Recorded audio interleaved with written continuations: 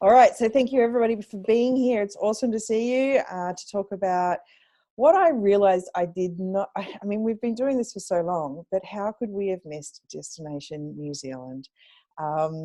It is literally one of the most sought after destinations within the house sitting community. And it doesn't matter even if you're from the country, there's just so much to see in those two islands. So it's great to see a real Kiwi, all three islands. There she goes. She's telling me there's more. That's the real Kiwi of the house sitting there doing finger signs at me. And then the quasi Aussie Kiwi, I don't know, I'm just still going to call you out, Stacey. You are an Aussie, but you've just got a funny accent now after living in New Zealand for like 20 odd years. And of course, so many of you have already experienced house sitting in New Zealand, and a few of you are wanting to experience house sitting in New Zealand. So whether it be house sitting or traveling around or just kind of what it is that you're wanting to, you know, visit the islands, do something, I'm going to hand it over to you guys because I have never house sat in New Zealand, but I have visited the North Island only. I have not been to the South Island. I am really quite ashamed of being an Australian and having this beautiful country so close to us and having never done that. But it is absolutely a bucket list item for me, as I'm sure with many of you it is as well. So I don't know. I just need you guys to put up your hands. Who wants to start with regards to, let's say, house sitting first? House sitting in New Zealand if you don't come from the country. Go, Rob. Your first hand up. Well, we did it a couple of years ago. It's hard to distinguish the years. That was our first destination. When we retired, it was our 25th. We'd been to Australia a number of times, never been to New Zealand, so we said, let's go to New Zealand. And it was that decision coupled with the discovery of house sitting that got us there. We did quite a slow bit of travel to get there, but we got to New Zealand. And I think we were in Australia, probably still on somewhere like our second house in Australia. We got our flight into Auckland, and we were all set to go with only plan Bs. We hadn't got any house sits. And then as we were doing what you always do, is, you know, checking what was coming up, joining Kiwi house sitters. We got a house sit in several in North Island, but they were always broken up by a bit of travel and a bit of sightseeing, which is what we wanted to do. So our first house sit was actually in Auckland within, I think, 2 days of actually arriving in New Zealand itself. But that wasn't, you couldn't plan. I think that the house sitting opportunities come up so laid back from the Kiwis that you've just not got to sweat. You just got to keep your eye open, have a plan B, and things will turn up. And we had a house sit in Auckland, a house sit in 𝗣𝗲𝗀𝗀𝗀𝗃 Cove. Then we did we had a rent-a-dent car, and we did a big truck around the top end, the dual coast highway, up one side and down the other back to Auckland. Then we did from Auckland down to Wellington. We did it on the train because we like train travel, so that's another way. And then we had 2 sits in and around, Wellington is spread out quite a long way, so we had 2 sits there, and then which were broken up a bit zigzaggy. That's the one thing you have to be prepared to do, because if you get house sits, you don't quite know where they're going to turn up, and you might have already had some planning to go somewhere else. But internal flights on Air New Zealand booked in New Zealand are like getting on a bus. There's bus travel as well. South Island bus travel is was when we were there, a bit hit and miss, because if you get some bad storms and you get a landslide on some of the roads, that's your bus travel out. They don't have big motorways, so if you get a landslide on the road the main road that's heading south, your probably only alternative is to do a couple of days up through the mountains, or you fly. And we had to rearrange one of our transits. We got a couple of house sits around Christchurch and another one in Queenstown. And the whole thing was absolutely wonderful. We could have, every place that we had to visit, in and out, we collected twice as long a list of places to go and visit when we go back. I can add to that a list that Sandy's offered a ladies' lunch here in 𝗲𝗲𝗿𝗀𝗀𝗃, Mexico. So she's left me with a list of things which I can quickly go through, and then I'll hand over to somebody else. Okay. It is very, very useful, stroke important to get yourself a New Zealand SIM out there. Main thing being, especially if in the South Island, you will get government alerts on your phone about earthquakes and any other natural disasters. They just come through automatic on New Zealand SIMs. You can get them really cheap at Warehouse, which is just one of their big general stores. And if you're in a tsunami zone, which is quite weird when you see the way they market. We were in one once, and the homeowner will give you instructions of what to do if the tsunami alert goes off, because that's what you get with earthquakes as well, and where to hunker down in the house, where the emergency supplies are, although in some cases you say, well, there's water and food there, and so that water's been in that bottle for about 3 years. So you might want to refresh some of this stuff if you're really worried about it. One of the house sits we had along way from Wellington, we walked up a hill and there was a blue line across the road as we were walking away from the coast. I said, what's that blue line? So that's how far the tsunami is, that's what they say. The tsunami goes up to there. I said, our house is beyond it. And there's two questions. One is, that was probably why the house that was just below the blue line had a boat in the drive ready to go. But the other is, how does the tsunami know to stop at that blue line? So yeah, the cyclone and storms can cause road closures. The Air New Zealand, we got caught out thinking, because we registered for air miles, and if you put your air miles in when you start booking a flight, you'll get UK prices, which were in one case 3 times higher than a New Zealand local prices because of market forces. And anyway, that's another story. So make sure you're either using a local VPN or you don't put anything in, and make sure you go to Air New Zealand's New Zealand website. Rent-A-Dent I've already mentioned, fantastic. You get really good cars. They're not dented at all. It's just now a name of a fairly good budget car rental. Yeah, the other thing we got caught out on, you go out for a day's sightseeing and you think, oh, on the way back, we'll stop up and have a coffee. If that's after 4 o'clock, forget it. They stop serving coffee in cafes in the afternoon at 4 o'clock everywhere. That was our experience. We've been caught out so many times. You walk up, say, oh, this place is nice and empty. We'll sit down here. And they come up, no, we're just closing. That happened until we got used to the fact you get your coffee at 3 and then you go home. I see Taylor nodding. Is that just the South Island, or is that North Island as well? That's the North Island as well. Oh, okay. When I was in Auckland, I was able to go to a Starbucks, which is open more like normal Starbucks times. But yeah, all the cafes, which their coffee is amazing. Like, I became such a coffee addict there. But yeah, I actually, a lot of times I would work from my house in the morning and then head to a cafe at like 1-ish and like get a late lunch, and then I'd have like a set amount of time until 4 p.m. and they all close at 4 p.m. But it was like good for me just to sort of like do a hurry up afternoon, get my coffee, and have like a set amount of time to be like, okay, they're gonna kick me out, so I would get a lot of work done. Since I'm here, I'll kind of add on to what Rob said. I agree with everything Rob said. I experienced all the same things that they did. New Zealand was also my first destination for starting house sitting. It was actually my first destination when I started traveling full time. And Kiwi House Sitters was like I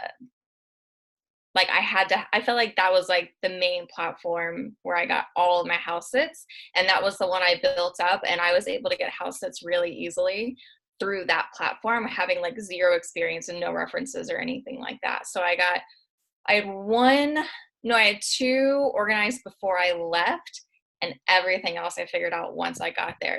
Just like Rob said, they are so laid back and they are so chill. And I remember getting there and meeting this German kid who had been there my first week. He had been there for, I don't know, 6 or 7 months on the working holiday visa. And I was like freaking out about making my plans. Like, where am I going to go after Christchurch and da-da-da? And he was like, chill. Everything will work out. I was like, no, you don't understand. I'm a planner. He's like, it'll be fine. And literally within 3 months, I was like the chillest person you've ever met. Like, and I feel like I kind of took that with me from the Kiwi culture, because they're just very, very relaxed and they don't stress about a lot of that stuff. The only other tip I would give as far as travel goes is I used transfer car a lot. So a lot of times I was getting from like point A to point B to get from Christchurch to Picton, or even if you need to get to Wellington up to Auckland, I used a lot of transfer car, which they also have in Australia, which I never used it there. But in New Zealand, I used it probably 4 or 5 times. And it's just rental car companies needing to move their cars from place to place. But because I feel like New Zealand's smaller and there's only so many roads, especially on the South Island, a lot of those routes are going to be on transfer cars. So it's pretty easy to get a car last minute if you need one. We got a transfer car, and it gave us an extra stop because we weren't planning to go to Dunedin. But then we just, because you can just keep a ticker going and you just see what comes up. So, oh yeah, we could fly to Dunedin. We pick this hire car up. They give you a couple of days and then drive to Queenstown, and everything is covered. Petrol, the works. And it's like, you've got to do it. Having said that, don't expect to get along the roads at any speed at all. It's all country lanes if you're used to freeways. If somebody can drop that website link into the chat, that would be great. And Laura, just to answer you, yes, New Zealand, Australia is the same as Britain, etc. So yes, we're on the other side of the road. Oh, thank you, Taylor. Sorry, just Rob, on the. Oh, yep, go Andrew. I was going to say on the transfer card, just be aware if you're going from North Island to South Island or South to North, that the ferry can sometimes be included and sometimes not. And if it's not, it can be very. With hire cars in New Zealand, where they've actually, the hire company has stopped us in Wellington. We've changed cars and not taken the car between islands. So yeah, just check your island, whether the ferry is included in your transfer. Yes, I was about to say that. If you do take a transfer car across on the ferry, make sure it's included, because to take an individual person, I think it's like $50 or something. But if you take a car, it's like double or triple that price. So you don't want to pay that price. Excellent. Rob, did you have any other final tips there? Or no? Okay, cool. Laurie, you got your hand up. Okay. So we were in Australia. Just push down your mic again. Sorry. Or up. Down. You're really loud. Usually I'm never loud enough. So I it's know, good. you're so quiet. Yeah. So we were in Australia when we checked the flights to New Zealand, and were surprised because we had looked at that when we were in WA and it was very expensive. So we were like, oh, let's go. So we kind of last minute decided that when we were done with our 6 months in Australia that we would go to New Zealand. So we have trusted house sitters, and I think we picked up a sit there and then joined the Kiwi house sitter site. And our first sit that we booked, I believe, canceled on us. And so we just forged onward. We made plans for our sons came for the first week that we were there, and we had a holiday in Auckland with Airbnbs, which was loads of fun, but not money saving at all. And our first sit was in 𝗲𝗲𝗿𝗀𝗀𝗃, which is on the Bay of Plenty, and we had probably the longest lunch they've ever seen anybody have at a little beach cafe with Linda and Tony. I think we were there for 4 hours, and maybe one other table, and they were so gracious to us. Would have left us sitting there forever, and so that was right halfway between their sit and ours, and we had a lovely sit in 𝗣𝗲𝗏, lovely people. Everybody in New Zealand gave us a car to use with no problem.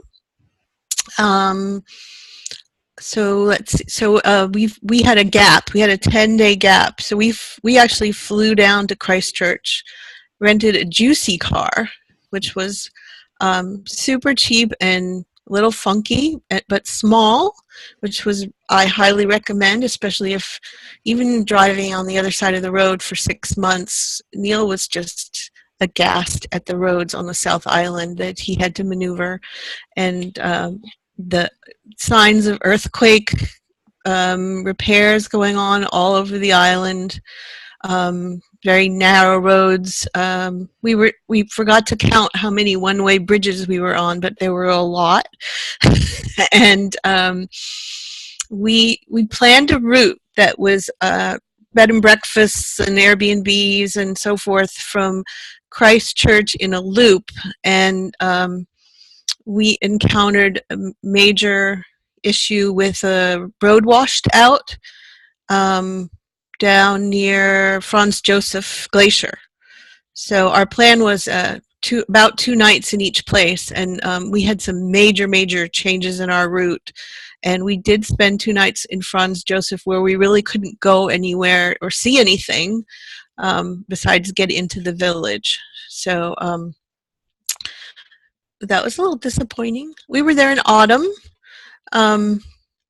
We did not get as far as Queenstown or Dunedin, but we did a pretty good sized loop.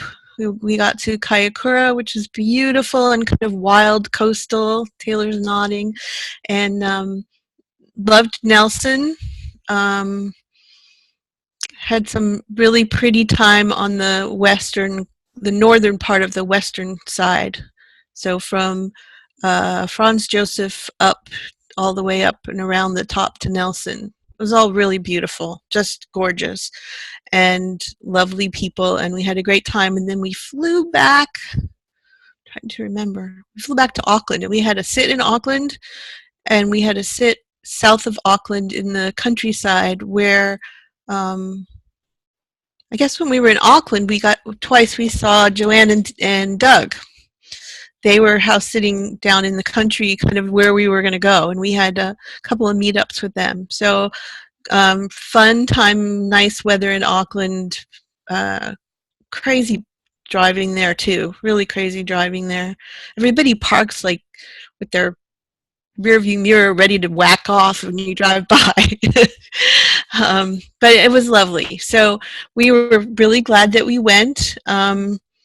We had enough city for us. We don't love city. We had a farm for like a week sit where the people told us, don't get a hotel, come early. And we spent 4 days with the homeowners before their 1 week sit, and we had a great time. So it was just wonderful. I mean, I just would love to go back. We were tourists the first week with our kids. Our boys, our men came, and we rented 3 different houses for the 4 of us. We went to Hobbiton.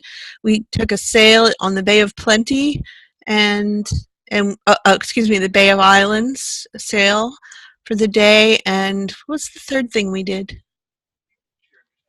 And we went. Oh, go ahead. Went to a bird sanctuary. So I just wanted to ask, just while you're there, so for those with US passports, Canadian passports, etc., I remember reading that Doug and Joanne got the extended visa, which they're both from Canada. Was that to go beyond 6 months? Did they have like 9 months there, was it? And just how long have US and Canadian and even British passports got once they land in New Zealand? If anyone can. I think it was 3. We got the extended one for Australia, which we paid for. And that's the second time we've done that, because when we go to Australia, we stay for 6 months. But we were only in New Zealand for 3, so we probably didn't do anything. Okay, so Linda's got a hand up there. Did you do extension, Linda, or did you? we did not do extension. I was holding up 3 fingers. Oh, 3. But Okay. yeah, I mean, now that I'm here, if I can, I'll just like third what everybody else said. It's a breathtaking place, and every place you go just makes you want to see more of the country. I'll correct Lori just a little bit. There were more people in that restaurant. There was an old age home that was having their luncheon that day, and I almost lost Tony. He was flirting with this 90-year-old woman because he had fallen so much in love with the country. He was ready to marry her so that he could stay. But we went to the Bay of Plenty and the Bay of Islands and took a long road trip up to the tippy top to 𝗄𝗶𝗄𝗃, which is a beautiful spiritual part of the island where the Maori believe that the souls depart into their afterlife. And it was an incredible road trip. We have family on Waiheke Island and family in Auckland, and they gave us all this marvelous advice about where to go and what to see. And it's just the most beautiful country. It's got oceans and mountains and beer and wine and food and coffee and the people are fantastic, and the Maori culture is amazing and for the most part well respected compared to a lot of other indigenous cultures. And you'll get a real mix of, we did a couple of country sits and then we did a suburban sit as well. So I think we really got a good feel for the North Island, but we're dying to go back and see the South Island. Okay. What would you add to it? I think that there was nothing we didn't love about it. No, we did a lot of traveling, but we were fortunate enough, as Linda said, have family there, so we got to do a lot of sightseeing before we did our sits. One of the sits we did was a split. Where Linda was up in the suburbia of Glen Eden, closer to Auckland, and I was down in 𝗄𝗏𝗏, which before I knew it, I was pronouncing 𝗄𝗏𝗏. No, we were pronouncing it 𝗏𝗏𝗏. 𝗏𝗏𝗏, yeah. The WH sound is an F sound. So yeah. We were like, yeah, we're going to go do a sit in 𝗏𝗏𝗏, and people are like, where? You will find the lovely Kiwis will correct you on any word that you mispronounce. And you will mispronounce them. No, I enjoyed it immensely, especially the drive-in. But the one thing about Auckland is stay away from the rush hour because the roads are just chock-a-block. There's just too many people in an area where there's just not enough roads. Once you get away from Auckland, it's just easy to get around. Check out the pies. Definitely check out the pies and the flat whites. What else? Cars. Yeah, cars rental was easy. Buses, we could grab a bus from 𝗏𝗏𝗏𝗏, no problem. What else was there? Keep a battery pack for your phone just in case your car doesn't charge your phone. What else was there? Well, I just want to actually tap in because I've got like my 3 people that I'm tuning into here for different experiences, because I definitely want to end with Stacey to give us an education on pronunciation, because she certainly taught us a lot of that. But Andrew, I wanted to go, before we actually go to the full-blown Kiwi that we all know and love, Sharon Bowater, so she can give us what it's like to be a Kiwi who's not in her own country anymore. It's always good to have that viewpoint looking back.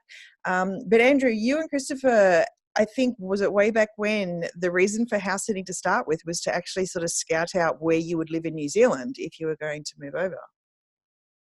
Yes, so we 2016 when we started house sitting, we had decided that we were moving to New Zealand. We'd been there probably 8 or 9 times before that, and basically we have seen every part of New Zealand, including Stewart Island, right up to the top in 𝗄𝗏𝗏𝗏𝗏.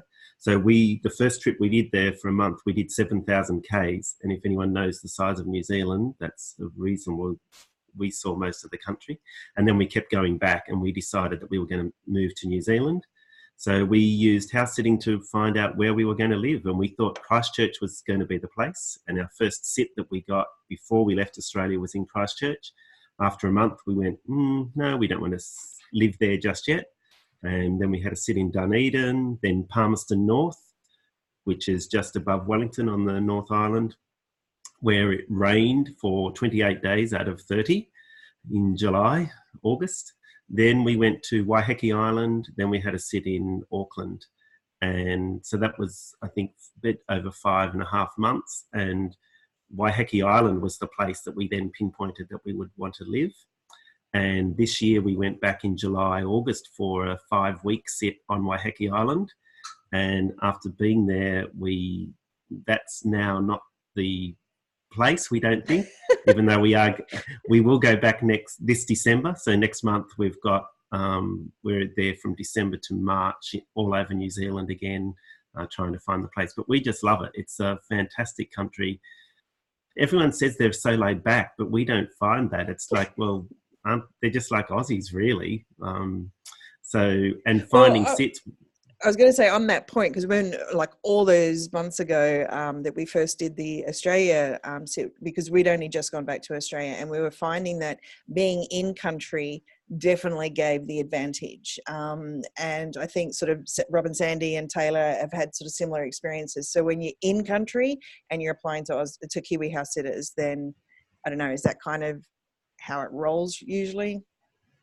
Yeah, we find we can get sits from Australia, but I think the Kiwis, I mean, we have a very close affinity. So, and often we've house sat for Aussies that are living in New Zealand, or one of the partners is an Aussie that sort of lived down the street from where we lived, or there's always seems to be some connection. So smart Aussies. Yes. Yeah. So I think they're sort of more than willing to sort of take Aussies on, because they sort of they know that we understand this sort of culture and that sort of thing. So New Australian land, bro. Yeah, exactly. Yeah, good on you, bro. Yeah. Okay, Sharon, being a Kiwi, how much do you know of your own country? I've been around most of it, but there's still a lot that I haven't seen the west coast of the South Island, but I've been down to 𝗲𝗲 Strait and up the east coast and up to Picton, and pretty much I grew up in the North Island, so I've done. Well, can you most please of the tell North us Island. about where you come from? Because I think it's one of the most spectacular parts of the North Island. It is Lake 𝗲𝗄𝗃, and Sandy and Rob know because I gave them a little tour when they were there. Do you remember?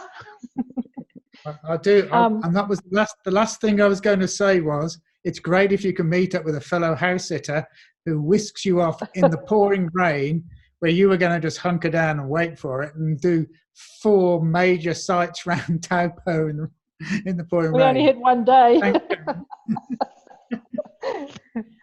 But yeah, a lot of people that go to New Zealand go and visit Rotorua, or I don't know why they go to Rotorua. Go to 𝗲𝗄𝗃 instead, because it's a beautiful big freshwater lake. It's got all of stuff, boiling mud and thermal area and everything that Rotorua's got, but it's much prettier. And skiing and in winter. And well, Rotorua doesn't have that, but 𝗲𝗄𝗃 does. There's skiing and skydiving. There's bush, mountain bikes, mountains, tons of tramping and hiking in the bush stuff. My youngest son and my middle son go tramping in the bush pretty much every weekend to go trout fishing or mountain biking. There's motorbikes, racing cars, jet boats on the lake, and fishing and all kinds of stuff, heaps of stuff. Thermal areas in the lake, and it's right in the centre of the North Island, so it's on the way to everywhere. It's on State Highway 1. So if you stick to State Highway 1 and go down the centre of New Zealand, that's the main highway. And I think, sorry, getting messages.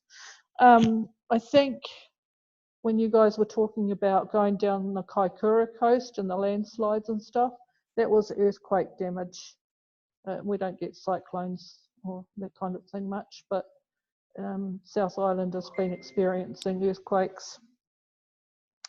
And it's done a lot of damage down there, and it's taken a long time to recover from it.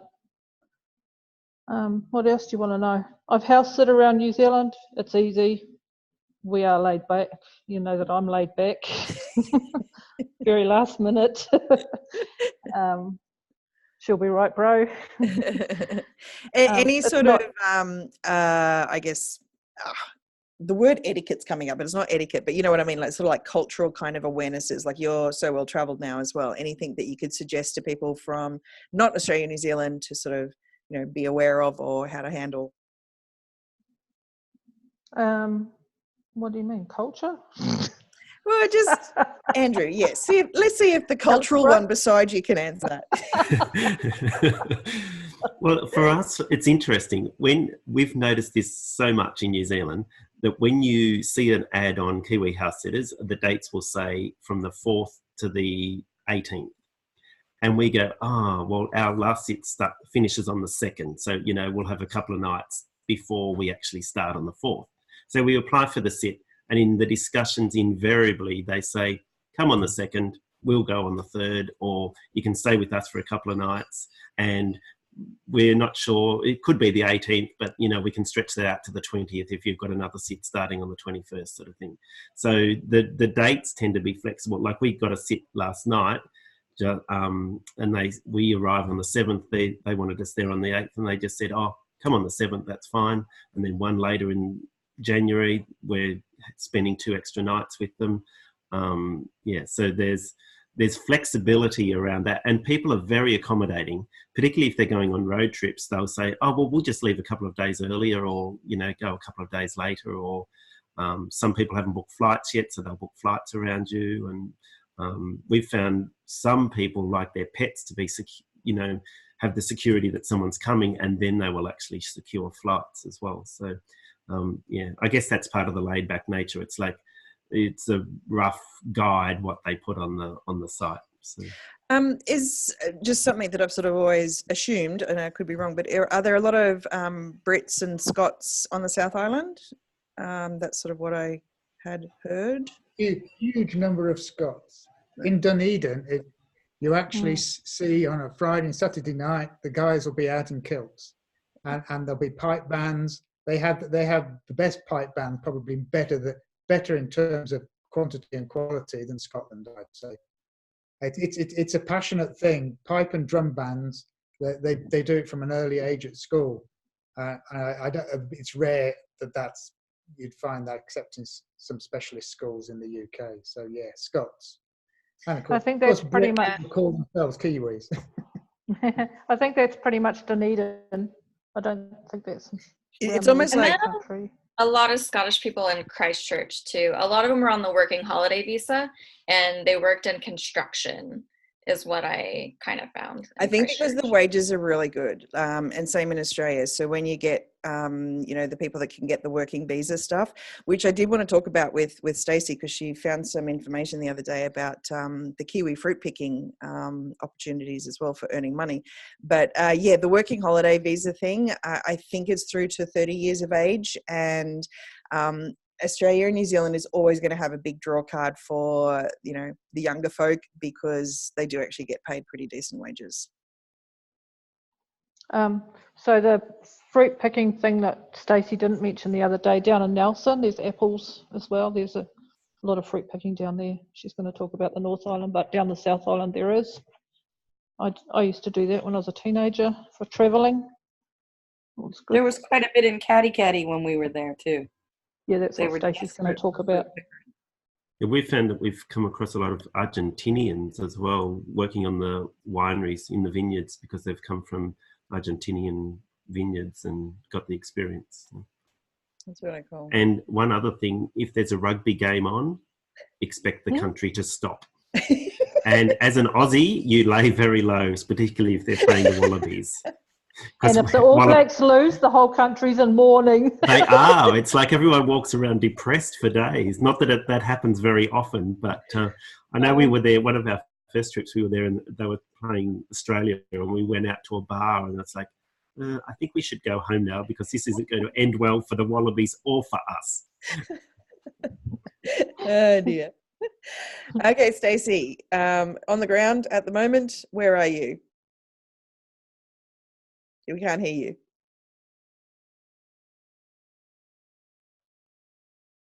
Sorry. Not like you, Stacey. I feel like the live reporter on the I ground. know, on the ground. So I've put a whole heap of links in there. The first one is they've just introduced, if you're coming to New Zealand, you need to do the electronic application before you come. My friend coming over at Christmas time, she did it. I sent it to her. Took her a couple of minutes. She's in the UK, so it didn't take long at all. It's just a new system that they've put in place. And the last one I've put in there is we were talking about the kiwi fruit. Well, it's not just kiwi fruit, it's seasonal fruit workers, because so where I am is the kiwi fruit area, and they can't get enough workers when the prime time that kiwi fruit need to be pruned and picked and packed, and it's such a short season that they just bring people, because kiwis are chilled, but they're also quite lazy, so they don't like hard work, so they have to bring people from overseas to actually get the. So you were saying that that's kind of all ages, it's not just like the under 30s kind of work visa? Yeah, no, I think it's just anyone over 18. Yeah, so yeah, I didn't really go deep into it. I just I just remember hearing about it. So yeah. So where are you though as well, just so everyone can? Oh, so I'm in Tauranga. You give us the pronunciation lessons. Well, so AU is toe, like TAU is toe, like as in, the things on the end of your feet that stop your feet from fraying. What else is there, Sharon? I just like WH, obviously, like WH is fa. Yeah, so fa. PO is poor, like poor. Yeah, poor. Yeah, so O is a O instead of a O. Yeah. You just get. But why is it so? Is this because of Maori? Obviously, it's like it's still an English settled country, but yeah. So there's a very big drive on making New Zealand bilingual, so Māori and English, and so a lot of signage and everything, and websites and things like that will actually have an English and Māori translation. So they will introduce the news as well, sometimes in Māori and English, and there's a lot of words that are thrown in just general language now. So they're really bringing the language back and making it as a dual language country. So there's a big push. Kia ora. What about the vowels? We thought it was pretty funny that it seems like the only vowel they need is the letter I. My niece won an auction she bid on something at an auction, and she was telling us about it, and she said, I won a bid. And I said, you won a bid? What did you bid on? She says, I bid on a bid. I said, what are you talking about? She says, I won the bid on the bid. Oh, the bid. It was a bid on a bid. No, you're fushing chops. And every house has a dick. Not Māori. Every house has a dick, absolutely. Yes. And you've got to make sure that you keep your dick clean.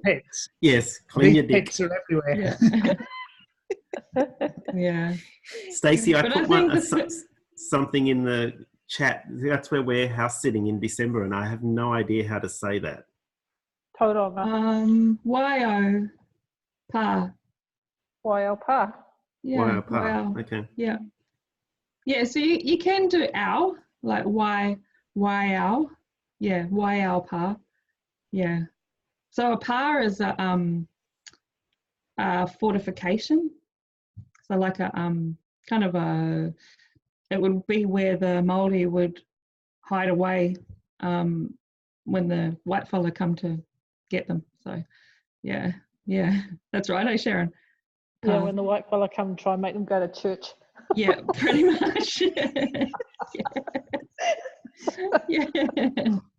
Yeah. What else can I add? Oh, I also added, you were talking about earthquakes.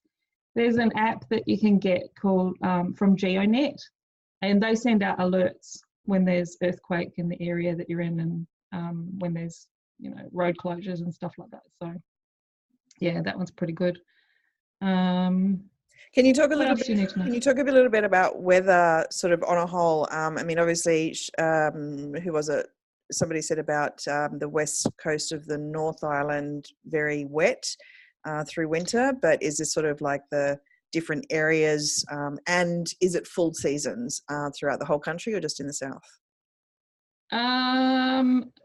No, so the South Island, a lot of people kind of think it's just cold all the time, but it's not. I mean, it's, you look at New Zealand, and Auckland is actually level with Melbourne, so it's like down sideways further. But yeah, the east coast of the South Island gets, you know, ridiculous heat waves as well. So I think, yeah, seasonally winter is definitely winter, and because the Alps running right through the middle of the country, especially in the South Island, it's going to be colder. Spring is the most volatile, so the weather we're in at the moment, I mean, we had 32 degrees the other day. We had 3 or 4 days of this amazing heat wave, and then it got cold again. So it's spring is very volatile. You get hot, cold, hot, cold, hot, cold. Summer, I think, even though it's kind of, you know, December to March, I actually think March is probably the nicest weather. And the best time to travel as well, because the kids are all back at school, uni's back at school. Yeah, it's a really good time to travel. I'm doing a roadie around the South Island with my friend from the UK over Christmas, New Year, and it's an absolute nightmare. I mean, I had to book ferry crossing tickets like a month ago, and accommodation is all booked out, and yeah, it's ridiculous. So yeah, get house sits for those times of year if you're going to travel around. But apart from that, you know, like everyone else was saying, it's really easy to get around. Yeah. And I would say, Andrew, as well, check out the Coromandel Peninsula. 𝗣𝗲𝗄𝗃. I lived in 𝗣𝗲𝗄𝗃 for 5 years. It's stunning up there. So very much like 𝗢𝗲𝗄𝗃. Yes, we've been there. Yeah. Spent a few days there, so it's certainly on on our list to go back to. So, and actually the people we're sitting for, and this is another example of how friendly they are, the people we're sitting for in Auckland in December have a holiday house on the Coromandel, and they said, if you have some days that you've vacant, just go in, the house is not booked out, go there and you can use our holiday house. So. Yeah, good old Kiwi batch. Yeah. Two things I'd like to bring up. One first about the weather is, I mean, in the very short time that Nat and I had visiting Stacey, Nat had previously spent 9 months many moons ago living on the South Island at Kaikoura, but my only experience was it late November, December, or early November? I can't remember what it was. It was sort of that, as you say, spring leading into summertime. Was actually, and considering I was heading back to Australia to get my skin cancers looked at, I could not believe the piercing sun in Tauranga. Just sitting in Stacey's car, like even if the air temperature, if the breeze was blowing into the car at say 14 degrees Celsius, just having your arm or the side of your face in the sunshine, it was like the most burning sun. Even and I grew up in Queensland, and I really felt the difference between just Queensland and New Zealand. But is that apparently that ozone? They don't have an ozone. There's a hole in the ozone layer. Yeah. Everyone says it's in Australia. It's over Australia, but it's actually over New Zealand. Yeah. And they have on the weather report each night, they'll actually have the burn factor when they report the burn factor. They I say agree, that Jody. New Zealand has a higher skin cancer rate than Australia per capita. Wow. Yeah, I heard that as well. I agree, Jody. I think the piercingness of the sun, and we've been there in January, and it was just like, we were buying sunscreen, it was like it was going out of fashion. Yeah, look, you sit in the shade and you can actually be cool. You can be wanting to put a jumper on, but the moment you stand into that sunshine, it's like, not only is it hot, but it's like that real, you just feel it penetrating, just it's crazy. So the other thing I wanted to bring out was cost of living. I just quickly looked up the New Zealand dollar compared to the Australian dollar. not that the Australian dollar is worth much these days either. No. But yeah, it's quite similar.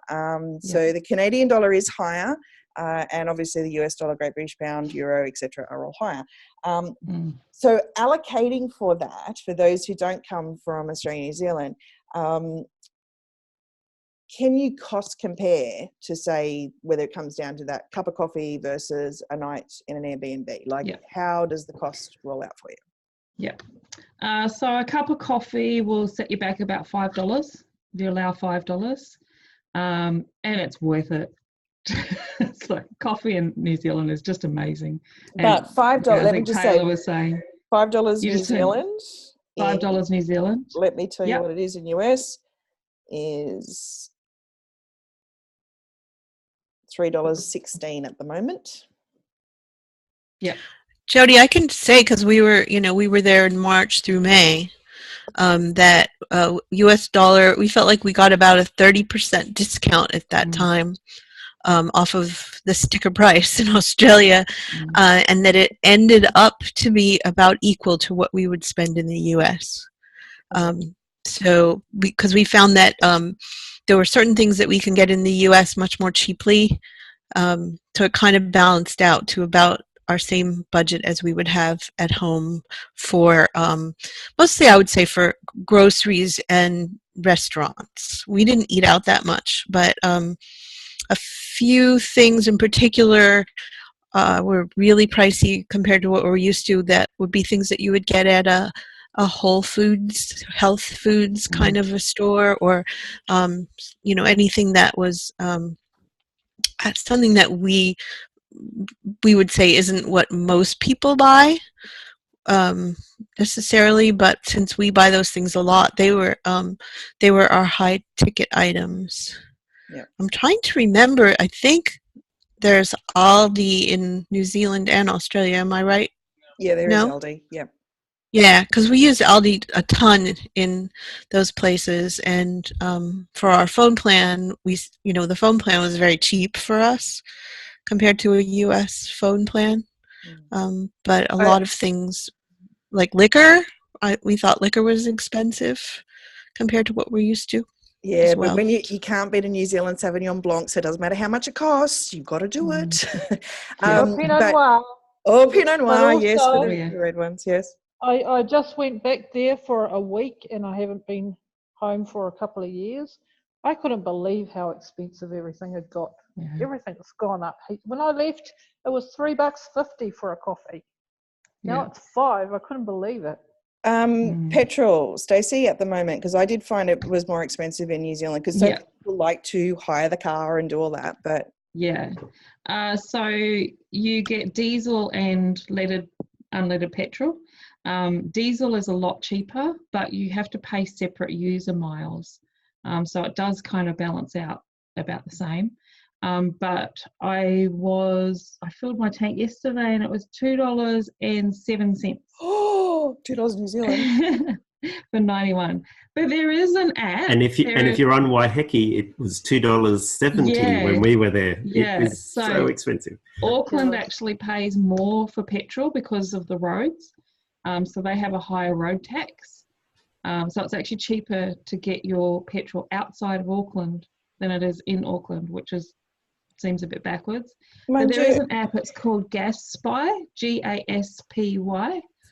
I just did the calculation on currency there. It's actually cheap. It's actually cheaper in New Zealand than it is in Europe at the moment. Oh, there you go. Yeah, in Belgium and France anyway. So yeah, it's probably behind the weather. It's probably the second thing that people bitch about the most. How about the price of limes? Stacey, can you explain why limes are so expensive? I think because they don't grow here, maybe. I don't know. It's crazy. We would be in the grocery store, and lemons would be perfectly reasonable, but limes were $30 a kilo or something. Yeah, they were outrageous. Yeah. And whenever we asked people, they'd say, oh, well, people grow their own.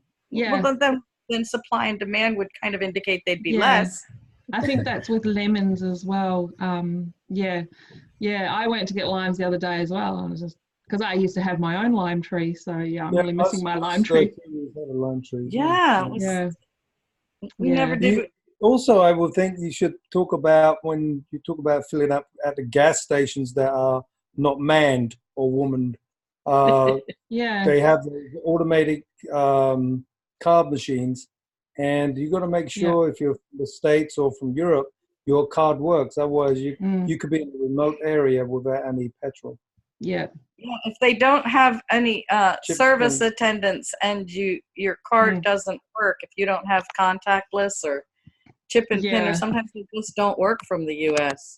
I think, for the US in particular, so I work in tourism, so we get a lot of foreign visitors, and US in particular are the ones that have the most problem with their cards because they don't believe in the chip and the contactless or anything like that. And that's the exact reason, because everything in New Zealand is contactless or insert, like you have a chip on your card. You don't sign for your credit card or anything like that. That's just can definitely that's see almost that Neanderthalic. too. It's So Taylor, for anyone from the US, I would say get some sort of travel card, or TransferWise. I don't know if you want to put your link in, Jody. TransferWise would be the best card It's for everybody finally anyway. coming. I got an email from American Express that they're sending me a new contactless card, so it must finally be coming around. Yeah. One thing we haven't discussed is the sandflies. It depends on where you are, but it depends on where you are. That's always location specific. We don't get them at all. Yeah. In the season. Yeah. Seasonal as well. Yeah. But they can be a bitch anywhere in the world. Yeah. But you can get natural products like neem oil products and stuff, and you just put it on the bottom of your legs if you've got shorts on. That's the main place where they get you. But yeah, we don't get them here. So, and I'm on a You're at the coastal beach, Yeah. So, yeah. Sorry, Taylor. If you like sandflies, go to Sandfly Point in Milford Sound. Yeah. They build houses for you to wait for the boat. The sandflies are so bad. Yeah. I think it's notorious in the South Island more so than the North Island. So wow. Yeah. All right, Jody, did you have a question? No, I just thought you were wanting to add something there before. Oh, about prices. I was shocked by the avocado prices, and so I didn't eat them a whole lot while I was there. Oh. They do grow in New Zealand. Yeah. We've got lots of them here, and it's not, I think it's one of those, it's not who you know, it's what you know. And you go, they grow a lot here. Like I got given a massive big bag the other day, and I've got so many of them that I have to ripen them slowly, keep them in the fridge and just ripe them a couple at a time, because they'll just all ripen at once and go off. But you go down little country lanes, and they always have their own little, so where the orchards and stuff are, you just find out where the orchards are, and they'll have a little store honesty box out the front, and you just get bags full of them for $2. Yeah. I think I found when you've got particular fruits, meats, whatever else that get exported a lot. So I never forget the day in Dubai, we walked into a supermarket and saw New Zealand lamb, Australian beef, like even like you say, fruit, whether it be avocados or whatever else, cheaper in Dubai because they had been exported than what you could ever hope to get back in Australia and New Zealand. So I think it's that whole export thing that's where it goes, unless you can find the country lanes. Yes. And New Zealand lamb is so expensive. Every time we see that on a menu, it's like, hey Lord, I'll go back to Australia and have my lamb. It's a lot cheaper. Well, you very rarely eat lamb. It's interesting here in Belgium. To me, Belgium, outside of the waffles and the chocolate and the fries and all that, it's mussels. But they're actually got New Zealand mussels here. Coromandel. Yeah. Just up the road. I remember when we were in New Zealand the first time, all I wanted was New Zealand lamb. We couldn't buy any in the shops. It's not possible to buy. You can buy it, it's just expensive. Yeah. I have to say, I do respect all vegetarians and vegans, but I'm not ever going to be fully converted. But my time in Tasmania, where we did actually sit and watch the lambs for hours. I've actually stopped eating lamb. I've never eaten lamb since. Yeah. Can't do it. We always So had cute. like sheep and beef and pork in the freezer because you get it from a family's farm, or if you've got cows, then you kill and you swap beef with lamb and put it in the freezer like that. That's how I do it. And farmers markets as well are the best place to get fruit and veggies. It's a little bit more expensive, but it's like what you were talking about, Laurie, that's where you get all your organic. If you want it organic and really fresh fruit and veggies, just follow the farmers markets around. There's one in every major town, and even the tiny little towns. There's always there's a couple of websites that actually list all the farmers markets around the country. So, yeah. Something we found when we were just outside of Auckland, but in quite a few places in the country roads, they have like a little shed at the front of the driveway where you can get your milk fresh. So to either take your own bottle or you buy a bottle, and it's like a vending machine, and you put your bottle in and press the buttons, and your bottle fills with, like, seriously, that morning milk in your bottle. And then if you look around in the field, there's the cow that it probably came from. And it's just there. It's refrigerated, and there's the farmer working. It's amazing. Amazing. That's really popular at the moment. Really popular. Love that. And we actually don't drink milk, but we would buy milk and drink it just because it was so fresh from the cow. It's a magical place. Yeah. I think so. Oh, I wanted to say that when we were in Auckland, even though some of the seafood in the grocery stores seemed crazy, the prices to us, and the mussels, we went to the waterfront, the Auckland Fish Market, down by the waterfront, and the fish was reasonable and beautiful and fresh and totally, a kind of upscale kind of a market setting with expensive restaurants around, but you could buy fish there at a really good quality and a really good price. And, in general, I would, I stand by that our costs were very high in Australia and New Zealand, even with the value of the dollar, and it was totally worth it. And we just spent most of the next year in Mexico, where we can get avocados for 25, 30 cents, and the limes are free. That's it. Offsetting costs. That's awesome. And of course, absolutely has to be a must-have experience. I know it's a big UK thing too, because everybody talks about fish and chips in the UK, but there's just something about having fish and chips in New Zealand. I saw that Martin posted in the inner circle his fish and chips, and I was like, oh, that looks good, just like the location. I had family over last week, and they're from the Gold Coast, and he's actually from New Zealand, and he just said, I just want some fish and chips. And did you take him where you took us? No, different one. No. Yeah, we went to the fish market, Yeah. No, this is another one over at the Mount, and just your standard little fish and chip shop. And we walk in, and the snapper was, I think, $6.90 a piece. And to me, that's really expensive. And he was just like, oh my God, it's so expensive. It's so cheap. It's so cheap. He was saying that it was $15 a piece at home. So they were just amazed that they could get a piece of snapper for $6.90. So we had fish and chips on the waterfront, and he said it was his favorite meal of the whole week that they were there. It's just something about it, especially when you are on the coastline and you do have a few seagulls around, like all that. It just makes it so authentic. But it is quite cheap. Okay, so if anybody who hasn't been to New Zealand, if you've got any final questions for all these wonderful experts. Yes, Laura? And I work in tourism as well, so I'm quite happy for you to put my details up if anyone wants to contact me and ask me anything. Then I just would like to ask about the animals in New Zealand, because I'm a hiker, and I know you've got all the mountains and rivers and things that we have in Canada, but do you have bears? Do you have no bears? Any of that? No snakes. Nothing that's going to kill you. Nothing that's going to kill you. Yeah. Yeah, They I send could them go all to hiking. Australia. Yeah. I could go hiking on my own and I'd be fine, right?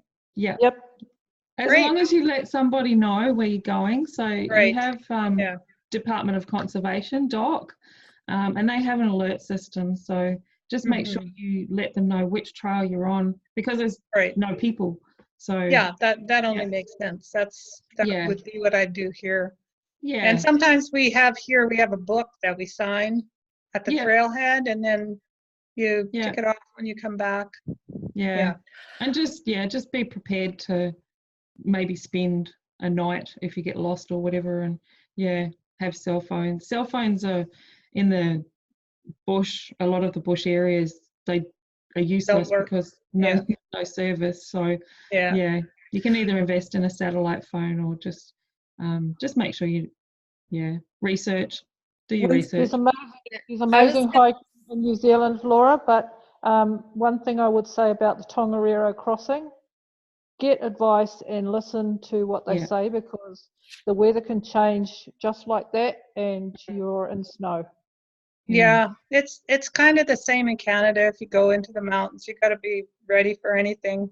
Yeah, So if you're experienced, but a lot of tourists and that go to New Zealand and they get caught because they think they can just go hiking and then they're up the mountain and all of a sudden the weather changes and they're in trouble.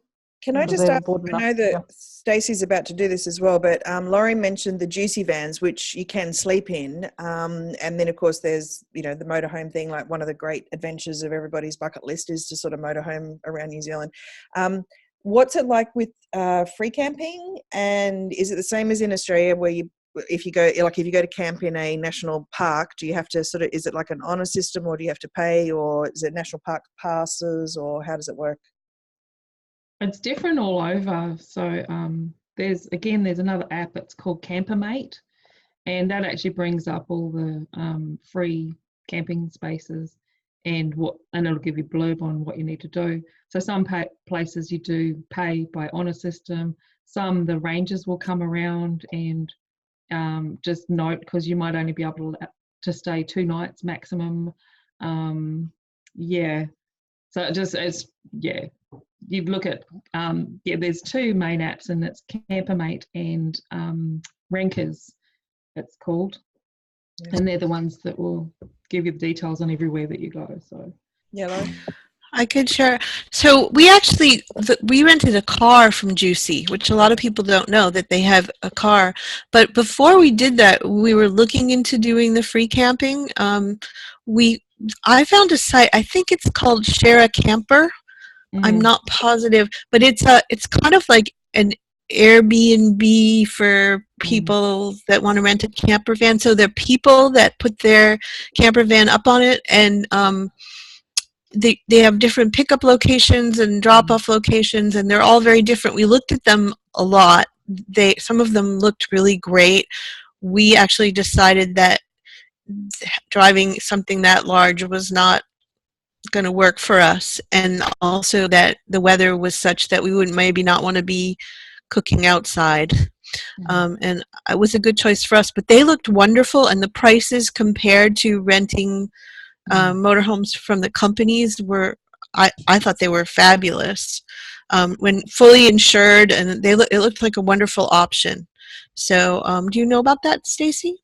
Have you seen that? Yeah, I looked into I think it is Share a Camper, isn't it? Or Camper Share or something like that.